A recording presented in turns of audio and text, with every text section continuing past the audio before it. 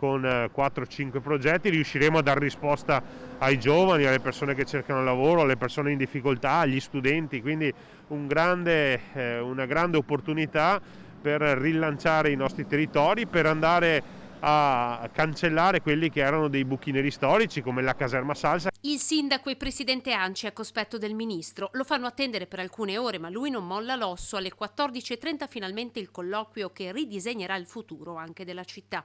Sapevo che sarebbe stata una battaglia più grande di me, rivela fuori microfono, ma le briciole che sarebbero arrivate al Veneto e a Treviso dal PNRR erano un'umiliazione.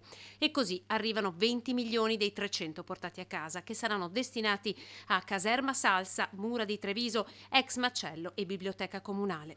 Per la Salsa, passata di recente dal demanio all'amministrazione, si tratta di una vera e propria rigenerazione. Ci sarà un hangar dedicato allo sport, un hangar dedicato alle start-up, uno spazio probabilmente per uno studentato, per le associazioni, un bosco urbano culturale, insomma le novità sono davvero tante. Idee chiare soprattutto per non farsi tradire dai tempi stretti, progetti già sulla carta.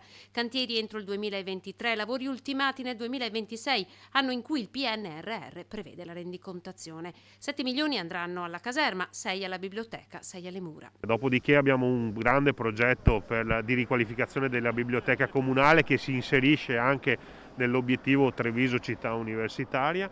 C'è il progetto di riqualificazione delle mura cittadine rendendole sempre più accessibili, vivibili e soprattutto a disposizione della comunità, e infine il progetto dell'ex macello che diventerà un centro di supporto per le persone in difficoltà. L'ex macello rinasce come centro di accoglienza che avrà anche il supporto di un ambulatorio medico.